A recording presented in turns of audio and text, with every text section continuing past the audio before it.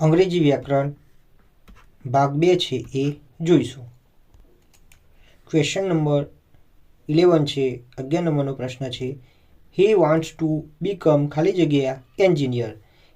એ છે એ, option B છે an, C છે ધ અને ડી છે નો આર્ટિકલ. તો આમાં શું આવશે મિત્રો? તો એન આવશે.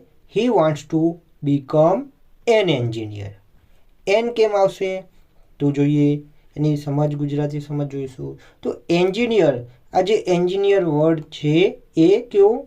તો વોવેલ સાઉન્ડ છે, એટલે કે સ્વર ઉચ્ચાર. એનો ઉચ્ચાર જે છે એ સ્વરથી થાય છે.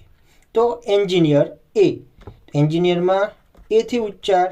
તો આ શાનાથી? તો એથી ઉચ્ચાર થાય છે, જેના કારણે શું આવશે?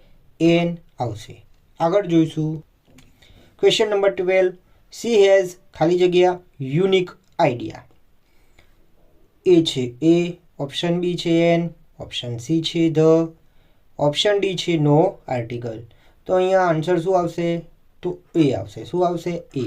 તો she has a unique idea. She has a unique idea.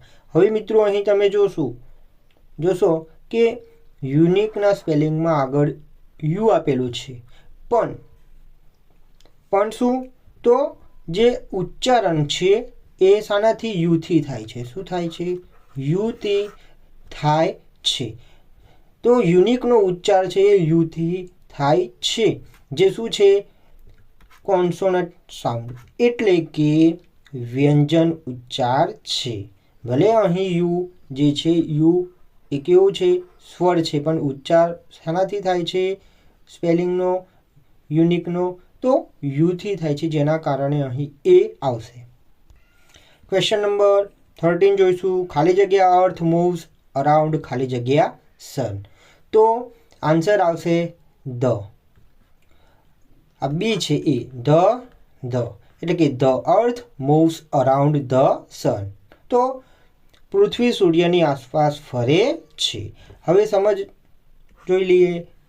તો અર્થ અને સન બંને યુનિક છે, એટલે કે અર્થ એક જ છે, એના જેવું બીજું છે નહીં. અને સૂર્ય, સન એ પણ કેવું છે? એક જ છે, એટલે કે યુનિક છે. એની સાથે શું આવશે? હંમેશા ધ આવશે. જે યુનિક છે એટલે કે એક જ છે, એના જેવું બીજું નથી, તો એની સાથે કયું આર્ટિકલ વપરાશે? ધ આર્ટિકલ વપરાશે. ક્વેશ્ચન નંબર 14 જોઈશું. તો હી ઇઝ ખાલી જગ્યા ઓનેસ્ટ મેન. તો ઓપ્શન એ છે એ, બી છે એન, સી છે ધ અને ડી છે નો આર્ટિકલ. તો આન્સર શું આવશે? એન આવશે. તો he is an honest man. શું થશે? He is an honest man. તે એક ઈમાનદાર માણસ છે. ગુજરાતી સમજ જોઈ લઈએ. તો ઓનેસ્ટ, આ જે ઓનેસ્ટ છે તો એમાં એચ કેવો છે? સાયલેન્ટ છે. આ એચ છે એ કેવો છે? સાયલેન્ટ છે. એનો ઉચ્ચાર થાય છે વોવેલ સાઉન્ડથી, એટલે કે ઓનેસ્ટ. શું? ઓ. તો ઓથી ઉચ્ચાર થાય છે ઓનેસ્ટ, જે શું છે? વ્યંજન નથી, પણ સ્વર ઉચ્ચાર છે, જેના કારણે શું આવશે? એન આર્ટિકલ આવશે.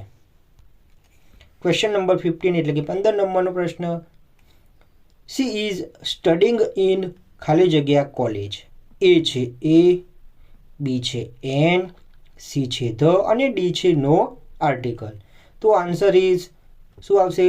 નો આર્ટિકલ, એટલે કે ડી આવશે. કોઈ આર્ટિકલ આમાં આવશે નહીં. તો સમજીએ કેમ નહીં આવે. તો ગુજરાતી સમજ છે કોલેજ. હવે આ જે કોલેજ છે ઇન્સ્ટિટ્યુશન એટલે કે ભણવા માટે. અહીં આપણે સ્પેલિંગ જે અહીં વર્બ આપેલું છે, ક્રિયાપદ આપેલું છે, એના પરથી પણ આપણે સમજીએ. તો આ જ્યારે પણ આ સ્ટડી આપેલું છે, તો અહીં કોલેજ છે તો ભણવાના અર્થમાં. શું? તો ભણવા માટે છે. તો આ જે એની સાથે શું? કોઈ આર્ટિકલ નહીં આવે, એટલે શું આવશે? She is studying in college. ફક્ત આટલું જ આવશે. શું આવશે? She is studying in college. જે ક્રિયા કેવી હોય? ડેલી થતી હોય. કેવી છે? ડેલી થતી છે. ભણવાની ક્રિયા કેવી છે? ડેલી છે. તો અહીં શું? તો આ જે કોલેજ છે, તો કોલેજની આગળ કોઈ પણ પ્રકારનું આર્ટિકલ આવશે નહીં. અહીં આ જે કોલેજ છે એ ઇન્સ્ટિટ્યુશન એટલે કે ભણવા માટે અહીં ઉપયોગની રીતે લીધેલ છે. મતલબ કે બિલ્ડિંગ તરીકે નહીં પણ એક ઇન્સ્ટિટ્યુશન એટલે કે ભણવા માટે તરીકે લીધેલ છે, જેના કારણે અહીં કોઈ પણ પ્રકારનું આર્ટિકલ આવશે નહીં. 16 નંબર 16 નંબર જોઈશું. આઈ મેટ હિમ એટ ખાલી જગ્યા એરપોર્ટ યસ્ટરડે. તો એ છે એ, બી છે એન, સી છે ધ અને ડી છે નો આર્ટિકલ. તો આન્સર શું આવશે? ધ. શું આવશે? ધ આવશે. હવે ધ કેમ આવશે તો સમજ મેળવીએ. તો ખાસ જગ્યા સ્પેસિફિક પ્લેસ, એરપોર્ટ તો ચોક્કસ જગ્યા. શું છે? ચોક્કસ જગ્યા છે, જેના કારણે અહીં શું આવશે? ધ આવશે. તો I met him at the airport. તો કોઈ સ્પેસિફિક પ્લેસ હોય, ચોક્કસ જગ્યાનો નિર્દેશ કરેલ હોય તો એની સાથે શું આવશે? ધ આર્ટિકલનો ઉપયોગ થશે. તો I met him at the airport yesterday. હું તેને ગઈકાલે એરપોર્ટ પર મળ્યો. ક્વેશ્ચન નંબર 17 જોઈશું. ધીસ ઇઝ ખાલી જગ્યા our long lecture. Our long lecture. A છે એ, બી છે એન, સી છે ધ, ડી છે નો આર્ટિકલ. તો આન્સર આવશે એન. શું આવશે? એન. તો this is an our long lecture. તો આ 1 કલાકનું વ્યાખ્યાન છે. હવે સમજ મેળવીએ. તો અવર, હવે અવરમાં એચ કેવો છે? સાયલેન્ટ છે. આ જે એચ છે એ સાયલેન્ટ છે. ઉચ્ચારણ અહીંથી થાય છે અવર. તો જે ઉચ્ચારણ થાય છે એક જે સાઉન્ડ છે, ઉચ્ચાર છે તો અથી અવર. તો જેના કારણે શું આવશે? એન આર્ટિકલ આવશે. તો ઉચ્ચાર અથી થાય છે, જે કેવું છે? તો સ્વર ઉચ્ચારણ છે, જેના કારણે આર્ટિકલ એન વપરાશે. 18 નંબર જોઈશું. હી બોટ ખાલી જગ્યા અમ્બ્રેલા એન્ડ ખાલી જગ્યા રેઇનકોટ. એ છે એ, બી છે એન અને એ, સી છે એ અને એન, ડી છે એન અને એન. તો આન્સર શું આવશે મિત્રો? એન અને એ. તો he bought an umbrella. He bought an umbrella and A raincoat. તો તેણે એક છત્રી અને એક રેઇનકોટ ખરીદો. હવે આને સમજીએ મિત્રો. તો અમ્બ્રેલા જે છે, આ જે અમ્બ્રેલા છે તો એ વોવેલ સાઉન્ડ છે. તો વોવેલ સાઉન્ડ એટલે કે ઉચ્ચારણમાં અ આવે છે. અમ્બ્રેલા ઉચ્ચારણમાં શું આવે છે? અ. જે શું છે? તો સ્વર ઉચ્ચારથી થાય છે, જેના કારણે એ આવશે. અને રેઇનકોટ, આ જે રેઇનકોટ છે તો એમાં કોન્સોનન્ટ સાઉન્ડ એટલે કે વ્યંજન ધ્વનિ. રેઇનકોટમાં રથી ઉચ્ચાર. રેઇનકોટ એટલે કે શું?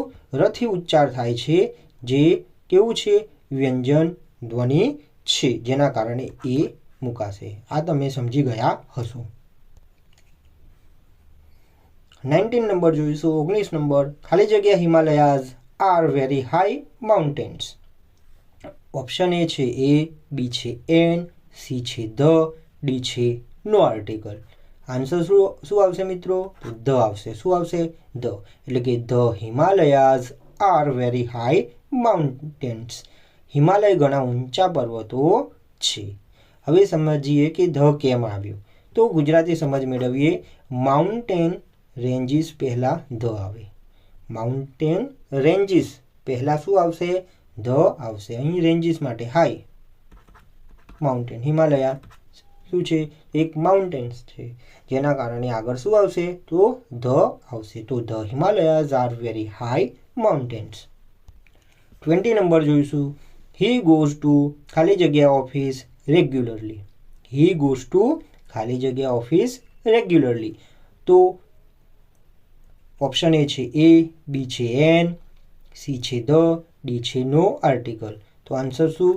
નો આર્ટિકલ. કોઈ આર્ટિકલ લાગશે નહીં. એટલે શું? તો he goes to office regularly. અહીં કોઈ આર્ટિકલ આપશે નહીં. તે નિયમિત રીતે ઓફિસ જાય છે.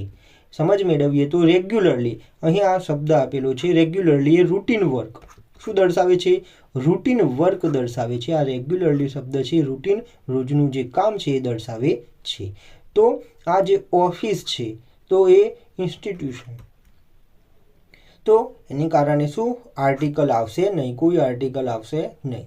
જ્યારે પણ આવો ક્વેશ્ચન આપેલો હોય તો મિત્રો તમે રેગ્યુલરલી, જનરલી, ડેઇલી, તો આવા જે વર્ડ હોય છે એ વર્ડ જોઈને પણ તમે સમજીને અહીં મૂકી શકો છો કે જ્યારે પણ આવા ડેઇલી છે, રેગ્યુલરલી, જનરલી જેવા વર્ડ આપેલા હોય તો એની સાથે અહીં આગળ જે વર્ડ આપેલો હોય છે એની સાથે કોઈ પણ પ્રકારનો આર્ટિકલનો ઉપયોગ થશે નહીં. જો મિત્રો તમને વિડીયો ગમ્યો હોય તો ચેનલને અવશ્ય સબસ્ક્રાઈબ કરજો, બેલ આઇકન છે દબાવી દેજો અને મિત્ર વર્તુળમાં વિડીયોને અવશ્ય શેર કરજો.